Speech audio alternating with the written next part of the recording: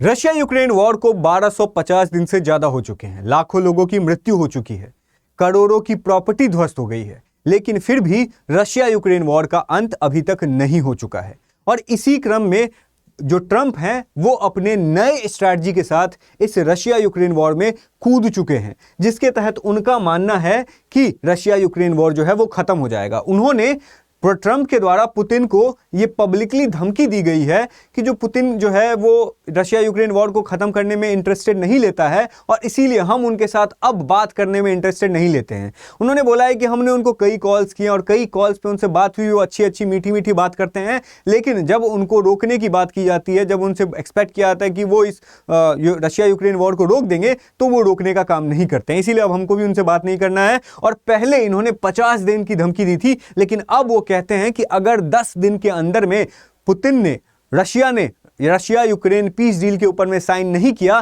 फिर ये रशिया के साथ, ये पुतिन के साथ अच्छा नहीं होगा। और उन्होंने बहुत सारे इस चीज को लेकर के प्लान भी किया है और फिलहाल हम ये चीज देख सकते हैं कि 10 दिन का उन्होंने टाइम दिया है। और इसी के क्रम में ये पूरा सिनेरियो क्या है? क्या रशिया यूक्रेन वॉर ट्रंप के इस स्ट्रैटेजी की वजह से खत्म होगा या फिर और ज्यादा बढ़ सकता है? क्योंकि इस थ्रेट के बाद जो रशिया के जो पॉलिटिकल एनालिस्ट रहे हैं, जो रशियन गवर्नमेंट के बहुत क्लोज हैं, जिनका नाम सर्जेई मार्कोव है, उन्होंने कहा है कि यार रशिया का मॉस्को का रिप्लाई क्या होना चाहिए। तो मॉस्को का रिप्लाई वही है जो मॉस्को का रिप्लाई यूएसए के लिए 500 सालों से होता आ रहा है। वो क्या रिप्लाई है? तो get lost and go to hell. तो इस तरीके से रिप्लाई जो है वो दिया जा रहा है। मतलब ये है कि रशिया कमजोर नहीं है। उसी तरीके से जैसे इंडिया के अभी एनएसए हमारे अजीत डोवाल जी हैं, उसी तरीके से रशिया के जो सिक्योरिटी काउंसिल के जो डेप्यूटी चेयरमैन हैं, जिनका नाम दिमित्री मेदवेदेव हैं, जो कि ऑफ कोर्स बहुत ज्यादा इंपॉर्टेंट फिगर्स हैं, उन्होंने बोला है कि ये जो ट्रंप जो ये अल्टीमेटम वाला गेम खेल रहे हैं, ये अल्टीमेटम वाला गेम रशिया यूक्रेन वॉर को तो खत्म नहीं करेगा, बल्कि रशिया और यूएसए के बीच में वॉर, तनाव बढ़ाने की जो है वो कोशिश हो सकती है इसके द्वारा। तो मतलब रशिया जो है वो इस मूड में तो नहीं है कि वो ट्रंप के इस धमकी से डरे। अब ये जो पूरा मामला है ये हम डिस्कस करेंगे, पर जो हमारे साथ हमारे इस चैनल से जो नए सब्सक्राइबर्स जुड़े हैं, थैंक यू सो मच। आपके लोगों की वजह से ही ये चैनल को हम बहुत ऊंचाई तक लेके जाएंगे और इसी वजह से हमने एक टेलीग्राम चैनल क्रिएट किया है, जिससे मैं आपसे बात कर पाऊंगा, आप मुझ तक जो है वो पहुंच पाएंगे और इससे जो है हम इस चैनल की रूपरेखा जो है डिसाइड कर पाएंगे साथ मिलकर। हम इसमें जो है पोल कराएंगे, आपसे डिस्कशंस होंगे, ओपन डिस्कशन होगा और इसमें हम कोशिश करेंगे कि आपके जो भी टॉपिक्स हैं, जैसे वो हिस्टोरिकल टॉपिक्स हो गया या फिर इंटरनेशनल रिलेशंस के या फिर करंट अफेयर्स से, कुछ भी जो आपको लगेगा वो हम इस चैनल के जरिए डिस्कस करेंगे और उसी तरह के टॉपिक्स को हम इस चैनल पे डिस्कस करेंगे। तो जाइए आप अपने चैनल को सब्सक्राइब कीजिए, ज्वाइन कीजिए और हम आपसे टेलीग्राम चैनल पर मिलते हैं। लेकिन उससे पहले देखिए, ये टॉपिक हमारा जो बहुत इंपॉर्टेंट है, वर्ल्ड के लिए बहुत ज्यादा इंपॉर्टेंट है। अब सिचुएशन ये है कि ये जो ट्रंप का प्लान है वो क्या है, चुटकियों में बताता हूं मैं आपको। अब सबसे पहले आप देखिए कि 2025 के शुरुआती महीनों में ही जो ट्रंप की जो एडमिनिस्ट्रेशन है, उन्होंने सैंक्शनिंग रशिया एक्ट पास किया था, जिसके तहत बोला गया था कि रशिया के अगर हम कोशिश कर रहे हैं लेकिन रशिया यूक्रेन पीस डील में साइन नहीं करेगा रशिया जो है, तो हम उसके ऊपर 500% का जो है वो टैरिफ लगाएंगे, 500%। और सेकेंडरी टैरिफ लगाने की भी बात की जा रही है। सेकेंडरी टैरिफ क्या हो रहा है ये मैं 2 मिनट में आपको बताऊंगा। उससे पहले आप देखिए, ये जो पूरा रशिया यूक्रेन वॉर है ना, ये ऐसे मुकाम पर पहुंच गया है जिसमें लाखों लोगों की मृत्यु तो हुई है और हम देखते हैं कि कई बार मतलब हर दिन हम देखते हैं कि कुछ ना कुछ जो है रशिया कभी ड्रोन से अटैक कर देता है, कभी कुछ मिसाइल्स मार दिया, जिसकी वजह से हर दिन जो है कई लोगों की जो है वो मृत्यु हो गई है। और अगर हम पूरा डेटा के साथ देखें तो रशिया में टोटल मिलिट्री कैजुअलिटी जो है वो 10 से 14 लाख है। इसमें वो लोग भी हैं जिनकी मृत्यु हुई है और वो लोग भी हैं जो घायल हुए। मतलब टोटल जो मृतक की संख्या है 2.5 लाख से मतलब 2.8 लाख, मतलब 3 लाख लोग मारे जा चुके हैं रशिया के। सिर्फ यूक्रेन के 45,000 से 1 लाख लोग मारे जा चुके हैं। और टोटल अगर बात करें तो 13-14 लाख जो है वो कैजुअलिटी हुई है और करोड़ों रुपए की प्रॉपर्टी का डिस्ट्रक्शन हुआ है। इस हालात में कोई वॉर जा सकता है। सोचिए कि जब वॉर किसी 2 देश में होता है तो नुकसान होता है, और जब रशिया यूक्रेन वॉर जैसा सिचुएशन हो जो कि 1250 दिन से ज्यादा 3-4 साल से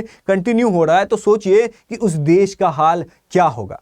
अब इस सिचुएशन में जो है वो जब हमने देखा है कि पहले भी जो ट्रंप है जो 50 दिन का धमकी उन्होंने दिया था, तो हमने देखा था कि उसके साथ उन्होंने दो चीजें बताई थी। पहली चीज उन्होंने ये बताई थी कि हम सेकेंडरी सैंक्शन लगाएंगे, जिसके बारे में हम बात करेंगे। दूसरी चीज उन्होंने ये बताई थी कि हम यूक्रेन को पेट्रियट मिसाइल सिस्टम जो है वो देने लगेंगे। पेट्रियट मिसाइल सिस्टम जो है वो यूक्रेन कई महीनों से मांग रहा था, कई दिनों से मांग रहा था, लेकिन यूएसए जो है उसका जो ट्रंप का स्टैंड पुतिन को लेकर था वो सॉफ्ट था। लेकिन अब जाके वो कह रहे हैं कि हम पेट्रोल मिसाइल सिस्टम जो है वो दे देंगे, और उन्होंने देना शुरू भी कर दिया। अभी जो यूक्रेन है कुछ दिन पहले ही उनके पास 3 पेट्रोल मिसाइल सिस्टम जो है उनके पास है।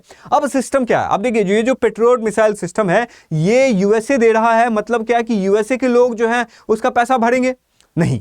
जो पेट्रियट मिसाइल सिस्टम है इसके उसको लेकर के जो ट्रंप है उन्होंने गजब का स्ट्रक्चर बनाया। वो जो स्ट्रक्चर है वो कैसा है, तो सबसे पहले उन्होंने हमेशा से नाटो को बोला है। नेटो क्या है, ऑफ कोर्स यूएसए के जो देश हैं उन्होंने यूएसए के साथ एक पूरा बनाया है सिस्टम, जिसके तहत जो है वो जो भी यूरोप के देश हैं वो क्या करेंगे, नेटो के थ्रू वो यूएसए से पेट्रियट मिसाइल सिस्टम जो है वो खरीदेंगे। अब क्या सिस्टम है कि पेट्रियट मिसाइल सिस्टम बहुत अच्छा सिस्टम है जो कि यूरोप के कई देशों के पास है। कई देश में आप देख सकते हैं कई देशों के पास है, जर्मनी है, फ्रांस है, बहुत सारे देशों के पास है। अब अगर यूएसए पेट्रियट मिसाइल सिस्टम खुद अपने देश में बनाएगा और यूक्रेन को ट्रांसफर करेगा तो ये जो टाइम है वो बहुत ज्यादा डिले हो जाएगा। तो इसीलिए जो पेट्रियट मिसाइल सिस्टम जो ऑलरेडी यूरोप के कई देशों के पास है, तो वो यूरोप के देश क्या करेंगे, अपने पेट्रियट मिसाइल सिस्टम जो है वो यूक्रेन को दे देंगे और यूएसए से फ्रेश जो पेट्रियट मिसाइल सिस्टम है वो यूएसए से खरीदेंगे। मतलब क्या है कि जो यूक्रेन को दिए जाने वाले पेट्रियट मिसाइल सिस्टम है उसका पेमेंट यूएसए के लोग नहीं कर रहे हैं, उसका पेमेंट यूरोप के देशों के लोग कर रहे हैं। तो ये ट्रंप का ऐसा स्ट्रक्चर था, क्योंकि ऑफ कोर्स ट्रंप जब भी इस वॉर को खत्म करने की बात कर रहे थे, बाइडेन का क्रिटिसिज्म कर रहे थे, वो इसी चीज को लेके कर रहे थे कि जो यूक्रेन को हम वेपन भेज रहे हैं तो उसका पैसा कौन पे कर रही है, यूएसए के लोग। तो अभी उन्होंने इस स्ट्रक्चर से ये बताया है कि हम जो है वो यूक्रेन की हेल्प तो करेंगे, लेकिन इसका खर्चा जो है यूएसए के लोग नहीं, यूरोप के लोग उठाएंगे। ये यहां पे सिस्टम था। अब पेट्रियट मिसाइल सिस्टम इतना इंपॉर्टेंट क्यों हो जाता है, इसीलिए इंपॉर्टेंट हो जाता है क्योंकि ये यूएसए का सबसे बेस्ट मिसाइल सिस्टम में से एक है जो यूएसए के पास 1980 में, और यूरोप के देश भी इस मिसाइल सिस्टम का उपयोग कर रहे हैं। और इस मिसाइल सिस्टम को बनाया था रेथॉन ने, जिसको आप याद रख सकते हैं क्योंकि एग्जाम में इसके पूछे जाने की संभावना है। और रेथॉन जो है अभी पेट्रियट मिसाइल सिस्टम बहुत ज्यादा चर्चे में है, तो ये इंपॉर्टेंट है। अब ये जो पेट्रियट मिसाइल सिस्टम है ये surface to air missile system है। मतलब क्या है कि अगर आपके देश में ये मिसाइल सिस्टम है और दुश्मन देश से एयरक्राफ्ट आ रहा है या फिर बैलिस्टिक मिसाइल्स आ रहा है या फिर क्रूज मिसाइल आ रहा है, और या ड्रोन्स तो ऑफ कोर्स है ही, तो कुछ भी आ रहा है, चाहे वो aircraft, cruise missile, ballistic missile या ड्रोन आ रहा है, तो उसको भी पेट्रियट मिसाइल सिस्टम के द्वारा डिस्ट्रॉय किया जा सकता है। इतना ज्यादा स्ट्रांग ये मिसाइल सिस्टम है। और इससे जो है एक जो बहुत इंपॉर्टेंट चीज है वो है सेकेंडरी टैरिफ का। सेकेंडरी टैरिफ का मतलब ये तो मैंने आपको बताया कि क्या स्ट्रक्चर रहने वाला है। सेकेंडरी टैरिफ क्या है कि यूएसए ने बोला है और नेटो के भी लोग जो हैं वो बोल रहे हैं, ईयू के भी बहुत इंपॉर्टेंट लोग जो है इंडिया को धमकी दे रहे हैं, हमने देखा है, और उन्होंने सैंक्शंस भी लगाए हैं इंडियन ऑयल कंपनीज के ऊपर में। तो उनका ये कहना है कि अगर रशिया जो है वो यूक्रेन के साथ पीस डील नहीं करेगा, तो रशिया के ऊपर में तो हमने ऑलरेडी सैंक्शंस लगाया है, जिसकी वजह से रशिया जो है वो रुक नहीं रहा, क्योंकि ऑफ कोर्स वो जो पूरा देश है वो वॉर इकोनॉमी बन गया है। तो अब हम क्या करेंगे कि जो रशिया जो कि टॉप 3 ऑयल एक्सपोर्टर देश है, ऑयल प्रोड्यूसर जो 3 देश हैं, यूएसए, सऊदी अरेबिया और तीसरे नंबर पे रशिया आता है। तो ये जो रशिया है अगर वो पीस डील पे साइन नहीं करेगा तो रशिया से कौन लोग ऑयल खरीदता है, तो चाइना और इंडिया जैसे बड़े देश। तो हम क्या करेंगे, चाइना और इंडिया के ऊपर में सैंक्शंस लगाएंगे 100% तक का। और इससे अगर हम रशिया को कंट्रोल करना है तो हम चाइना इंडिया के ऊपर में सैंक्शंस लगाएंगे, जिसकी वजह से चाइना और इंडिया जो है वो पुतिन के ऊपर में प्रेशर बनाएगा, रशिया के ऊपर में प्रेशर बनाएगा, और इससे जो है रशिया प्रेशराइज होकर के जो पूरा पीस डील है उसको साइन कर लेगा। लेकिन रशिया उन देशों में नहीं है जो यूं चुटकियों में फोन आए और हम जो है वो सीज फायर के लिए मान जाए। ये रशिया नहीं है और ऐसा लगता भी नहीं है, क्योंकि हमने देखा है उनके स्टेटमेंट को। अब देखिए सिचुएशन अगर आप समझने की कोशिश करेंगे तो ये एक सीरीज की तरह है। सबसे पहले हमने देखा है कि ये वाला सिचुएशन फरवरी का आप सब लोगों ने देखा होगा, जिसमें जो ट्रंप हैं और जो जेडी वैंस हैं वो यहां पर जेलेंस्की को बिठाते हैं और जैसे क्लास में जो दो मतलब तरह के लोग होते हैं, जैसे कि मॉनिटर बैठा है, क्लास टीचर बैठा है और क्लास का उदंड बच्चा बैठा है, उसको जैसे डांट रहा हो साथ में मिलके, क्लास टीचर और प्रिंसिपल भी समझ सकते हैं आप, उसी तरीके से दोनों जो है वो जेलेंस्की का क्लास लगाते हैं, बुली करते हैं। और इसी से जो है वो ट्रंप का जो छवि है ना वो इसी तरीके का है भी। पहले उन्होंने इनको बुलाया, फिर अफ्रीका के भी, साउथ अफ्रीका के भी लीडर को उन्होंने उनके साथ भी वो यही कर रहे थे। पर ये मकसद क्या है? तो मकसद इनके पीछे ये था कि ये कह रहे थे कि हमने जो यूक्रेन की हेल्प की वेपन को सप्लाई करके, तो हमें उसके बदले में जो यूक्रेन में लिथियम का अंबार लगा हुआ है, भंडार है, वो हमें दे दो आप। और इसकी वजह से जेलेंस्की मान नहीं रहे थे, जिसकी वजह से जो ट्रंप हैं, जो ऑलरेडी पुतिन के बहुत ज्यादा सॉफ्ट कॉर्नर रखते थे, वो पुतिन को एकदम बोलने लगे कि ये लीडर नहीं है, ये यही जो है वर्ल्ड वॉर 3 कराएगा, ये सब। लेकिन इसमें तो ट्रंप का फायदा था कि अगर लिथियम मिल जाएगा तो जो अभी यूएसए चाइना के ऊपर में लिथियम भंडार को लेकर के अभी डिपेंडेंट है, वो नहीं रहेगा। तो वही सिचुएशन यहां पे था, मान नहीं रहे थे। तो फिर जो ट्रंप है वो ऑफकोर्स पुतिन को बोल रहे थे कि अरे भाई तुम तो मेरा भाई है। दुनिया को कह रहा है अरे पुतिन तो मेरा भाई है भाई, उसको हम आज बोलेंगे आज पीस डील कर लेगा, उसको हम बोलेंगे कि अभी रोक दो वॉर, अभी रोक देगा वो। लेकिन फिर क्या हुआ? फिर यही हुआ कि जो आपको ये जो जेलेंस्की हैं वो लिथियम देने से शायद मान गए होंगे, जिसकी वजह से जो ट्रंप हैं वो रशिया के अगेंस्ट हो गए, पुतिन के अगेंस्ट हो गए और फिर वो जेलेंस्की का सपोर्ट करने लगे। अब लेकिन दिक्कत क्या आ रहा है कि सपोर्ट करने लगे, ठीक है, कितना दिन का सपोर्ट किया? तो उन्होंने लिथियम के बदले में 50 दिन का अल्टीमेटम दे दिया। किसको? पुतिन को दे दिया, रशिया को दे दिया। लेकिन अब वो 10 दिन का अल्टीमेटम क्यों दे रहे? तो इसके पीछे का कारण है कि जो पुतिन है, जो यूक्रेन है, उस यूक्रेन में देखिए बहुत इंटरेस्टिंग है, आप इससे पूरा रशिया यूक्रेन वॉर के पॉलिटिक्स को समझ सकते हैं। यूक्रेन में चल रहा है बहुत ज्यादा प्रोटेस्ट, और यह प्रोटेस्ट चल रहा है नाबो सापो की वजह से। जो यूक्रेन है वहां पर एक तरीके का एक इंडिपेंडेंट ऑर्गन होती है, जैसे इंडिया में लोकपाल थी, लेकिन लोकपाल तो ऑफ कोर्स गवर्नमेंट के कंट्रोल में है, लेकिन वहां पे नाबो सापो नाम की एक इंडिपेंडेंट ऑर्गन होती है जो कि इंडिपेंडेंटली प्राइवेट डिटेक्टिव्स को अपने कंट्रोल में रखती है, और जो गवर्नमेंट में बैठे ऑफिशियल्स हैं उनके करप्शंस की इंडिपेंडेंट रूप से जो है वो जांच करती है, और उसके ऊपर सरकार का कोई कंट्रोल नहीं होता। और अगर उस करप्शन में कोई पकड़ा गया है तो उसको अरेस्ट करने का पावर नापो सापो जैसे ऑर्गन के पास थी। अब दिक्कत यह है कि कुछ दिन पहले नापो सापो ने जो जेलेंस्की ऑफ कोर्स प्रेसिडेंट है, जो उप प्रधानमंत्री जो वाइस प्रेसिडेंट थे वहां के, उनको नाबो सापो ने अरेस्ट कर लिया, जिसकी वजह से जेलेंस्की पागल हो गए। जेलेंस्की इसीलिए इरिटेट हो गए क्योंकि जेलेंस्की जो है वो खुद 5-6 साल से यहां पे प्रेसिडेंट है और इलेक्शन होने का नाम नहीं हो रहा है। डेमोक्रेसी पता नहीं क्या है, वहां पे इलेक्शंस होते नहीं है, और वो कितने सारे उनके ऊपर में करप्शन का जो है वो बहुत ज्यादा आरोप लगता आ रहा है। और करप्शन के मामले में यूक्रेन कोई ऑनेस्ट कंट्री नहीं है।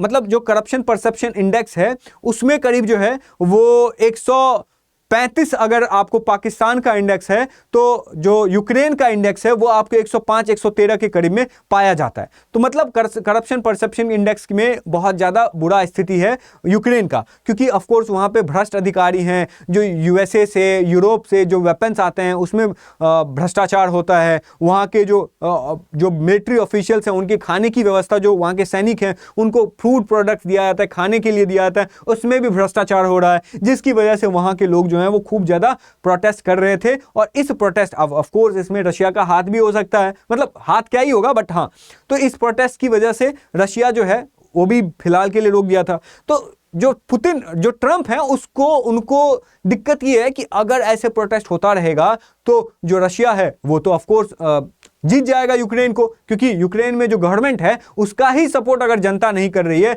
फिर उस वॉर को कैसे कोई देश जो है वो जीत पाएगा। इसीलिए जो ट्रंप हैं वो स्ट्रेटेजिकली एक ऐसा चाल चलते हैं कि इस तरह से अपने आप को भटकाने के लिए। और जो यूएसए में भी ऑलरेडी हमने देखा है कि पाकिस्तान इंडिया के बीच में वॉर का जो सीज फायर का जो क्रेडिट है वो हर दूसरे दिन ट्रंप लेने पहुंच जाते हैं, क्योंकि मिड टर्म इलेक्शंस आने वाले हैं और उनको पॉपुलैरिटी चाहिए, तो वो एपिनस्टाइन फाइल जो है उससे भी लोगों का ध्यान भटकाना चाहते हैं। इसीलिए वो कभी ओबामा को क्रिटिसाइज कर देते हैं, कभी सीज फायर में अपना क्रेडिट मांगने चले जाते हैं, कभी जो है वो पुतिन को धमकाने पहुंच जाते हैं। तो ये सब उनका जो डोमेस्टिक पॉलिटिक्स का ये नतीजा है। अब सिचुएशन ये है कि ये हो क्यों रहा है, तो ये मैंने आपको बताया कि ये सिचुएशन ये था कि जो ट्रंप थे वो हमेशा से पुतिन के बहुत ज्यादा प्रेज करते थे, मतलब तारीफ करते थे। अप्रैल में भी उन्होंने जो है वो रशिया का जो मिसाइल अटैक हुआ था, हमने देखा है कि उसको भी अभी, हाँ सॉरी, ये पूरा उनका हनीमून पीरियड चल रहा था। हमने देखा है कि 12 से लेके 12 फरवरी में 90 मिनट का कॉल पुतिन के साथ हुआ था, जिसमें जो है वो पुतिन के साथ बात करते हैं, कुछ निकलता नहीं है। रियाद में मिनी समिट होता है यूएस रशिया के बीच में, जो वो बात करते हैं सीज फायर को लेकर से बात करते हैं। उसके बाद हमने देखा है कि कैसे जो ट्रंप है वो यूक्रेन के ऊपर में जो उन्होंने लिथियम का डिमांड किया था वो नहीं होता है, उसके बाद वो भी उनको बुली करने की कोशिश करते हैं। फिर इस तरीके से हमने उनके बयानों से देखा है कि जो ट्रंप का जो पुतिन से के साथ जो क्लोज अटैचमेंट था वो बहुत अच्छा था, लेकिन उनको लगा कि पुतिन हमारा बात मान लेगा। लेकिन पुतिन तो भाई बहुत, अगर कोई भी, अगर सबसे ज्यादा किसी भी देश के लीडर को अगर डील करने की जो कैपेबिलिटी है ना, तो वो पुतिन के पास है। पुतिन के पास बहुत ज्यादा दिमाग है, उनको पता है किसके साथ कैसे डील करना है। मैं पर्सनली बहुत ज्यादा इंस्पायर्ड रहता हूं उनसे। और अब क्या होता है सिचुएशन कि बहुत बार हमने देखा है कि कभी क्रेजी बोल दिया, कभी बोल दिया कि जो है पुतिन जो है वो मेरा बात सुन नहीं रहे, और अब जाकर के ये सिचुएशन होता है। अब देखिए सिचुएशन क्या है कि जो यूक्रेन का हाल है ना वो इतना ज्यादा खराब है कि करीब 126 बिलियन डॉलर जो है वो यूक्रेन का डैमेज हो चुका है, और 500 बिलियन डॉलर से ज्यादा यूक्रेन को जरूरत पड़ेगा आने वाले 10 साल में अगर यूक्रेन को बिल्ड करना होगा। जो कि अगर इकोनॉमी की बात करें तो समझिए कि वो पाकिस्तान का आपको समझ सकते हैं कि 300-400 बिलियन डॉलर्स का इकोनॉमी है। वो आप समझिए कि इतने करोड़ रुपए जो है, इतने बिलियन डॉलर्स जो है यूक्रेन ऑलरेडी डिस्ट्रॉय कर दिया है अपना। तो इतने बुरे कंडीशंस में है यूक्रेन, लेकिन फिर भी जो यूक्रेन है वो थमने का नाम नहीं ले रहा है, क्योंकि ऑफ कोर्स इसमें करप्शंस कैसे करेंगे, क्योंकि एक बार अगर यूक्रेन रशिया पीस डील हो गया फिर जेलेंस्की जो है वो पावर में नहीं रहेंगे, इसकी गारंटी बहुत ज्यादा है, होप है। तो यही था आज का टॉपिक। आई होप कि ये टॉपिक आपको पूरा क्रिस्टल क्लियर तरीके से समझ में आया होगा। और इसके साथ मैं एक चीज और जोड़ना चाहता हूं। हमने देखा है कि जब रशिया यूक्रेन वॉर होता है तो लोग पूछते हैं कि यार रशिया बहुत एग्रेशन कर रहा है, कैसे नहीं करेगा एग्रेशन। आप सोचिए ना कि अगर हमारा देश भारत है और हमारे देश के जो पड़ोसी है नेपाल से हमारा बहुत अच्छा रिलेशन है, अगर नेपाल कल को पाकिस्तान के साथ कोई मिलिट्री पैक्ट साइन कर ले तो फिर कैसा सिचुएशन होगा। मतलब अगर कल को हम पाकिस्तान के ऊपर में अटैक करेंगे और नेपाल भी, क्योंकि मिलिट्री पैक्ट साइन हो जाएगा तो नेपाल भी पाकिस्तान के साथ मिलकर अटैक करेगा, तो और ये हम होने नहीं देंगे। सेम चीज एज एन इंडियन अगर हम ये फील करते हैं तो सोचिए कि जो रशिया के लोग हैं वो कैसा फील करते होंगे, क्योंकि रशिया और यूक्रेन तो एक ही एथनिसिटी के लोग हैं, एक ही भाषा बोलते हैं। और अगर रशिया का भाई, अगर आपका भाई आपके दुश्मन के साथ मिलना चाहे तो कैसा लगेगा। उसी तरीके से रशिया को बहुत बुरा लगा जब यूक्रेन नेटो से मिल रहा था, क्योंकि नेटो जो है वो रशिया के लिए थ्रेट है, और वो कभी नहीं कोई देश चाहेगा कि जो है हमारा पड़ोसी जो है हमारे दुश्मन के साथ मिले, इसीलिए जो है वो यूक्रेन के ऊपर में अटैक हुआ था। तो आई होप ये पूरा रशिया यूक्रेन का अभी तक का मामला आपको समझ में आ गया होगा। अगर आपको ये वीडियो पसंद आता है तो इस वीडियो को लाइक कीजिएगा और अपने ज्यादा से ज्यादा दोस्तों को शेयर कीजिए, और इस चैनल को सब्सक्राइब करने की कोशिश कीजिएगा, क्योंकि आपके लिए ही ये वीडियो मैं बनाता हूं। फिर मिलते हैं आपसे नेक्स्ट किसी टॉपिक को डिस्कस करते हुए, तब तक के लिए थैंक यू सो मच और कीप लर्निंग।